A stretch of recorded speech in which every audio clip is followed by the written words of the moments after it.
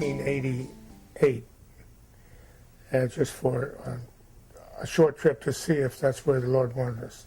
I think it was the second trip we stayed, what, 3 months. 3 months. Jane turned to me one day and she said, I don't believe this, but this is where the Lord wants us. It was about 8 o'clock at night, very dark in Kenya at 8 o'clock at night. I looked up the street and I saw some lights a good ways away. Nobody saw the bus. I pulled out, and as I pulled out into the intersection, I heard the crash. The bus hit us right at the front edge of the front passenger door. I felt me going across the car. Immediately, I was out of body. I could see every detail of what happened. I could see Jane sitting in the passenger seat with the dashboard down against her feet. I could see her in pain, which I found out later was because I broke her rib on my way across. I saw the window broken in the passenger door that I had broken with my head, and the front windshield, which I had also broken with my head. It was kind of a gray fog.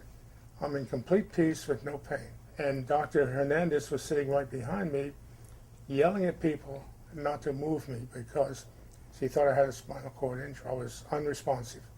Dr. Hernandez tried to move me, nothing. And after some time, maybe 15 or 20 minutes, because a large crowd had gathered, consciously re-entered my body. And I told Dr. Hernandez, I can't move my legs.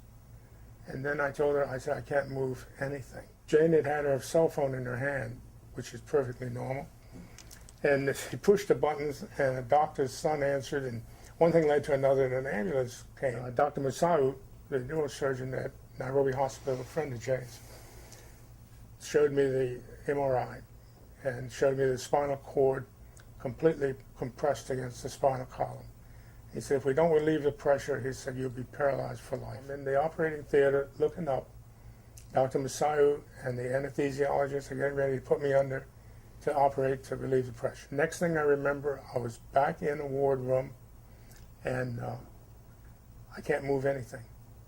I can't move my arm. I can't move anything, not a finger, a thumb, nothing, not a toe, nothing from the neck down. I said, Lord, if this is all I'm going to have, please let me die. Please. And I heard, Richard, you can lay there and die if you want, or you can fight and get your life back. And I need a fighter because I have a job for you to do. I moved my thumb this much. 3 weeks later, Jane and a nurse set me up in the hospital bed because I had no muscles.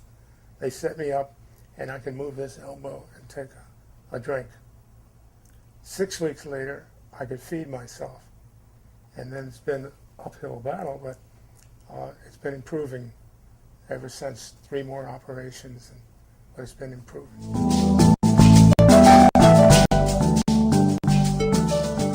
In Kenya, secondary education is not free. To go on to high school, it costs parents a tremendous amount of money. Families are just really struggling to even send their kids even to primary school, which is free, but you still have to have uniforms and everything. But to go on further, they have to have take a test that is one test that determines their future. And so many cannot make that C+ necessary for that, and so they just hang out. They have nothing to do. So we want to see a Bible-centered education for young people in 8 different trades so that these young people can become people, 1, first come to know Christ as their personal Savior, and 2, become viable Christians with integrity and an opportunity to further their nation, to see this young nation grow. We just came back from Kenya. And we've purchased the land, and it's solid. It's almost an acre. We have the professional blueprints, construction blueprints ready, and we're ready to go with it. We've started we set up a corporation, Kenyan corporation. The school will be called Penuel Foundation Kenya.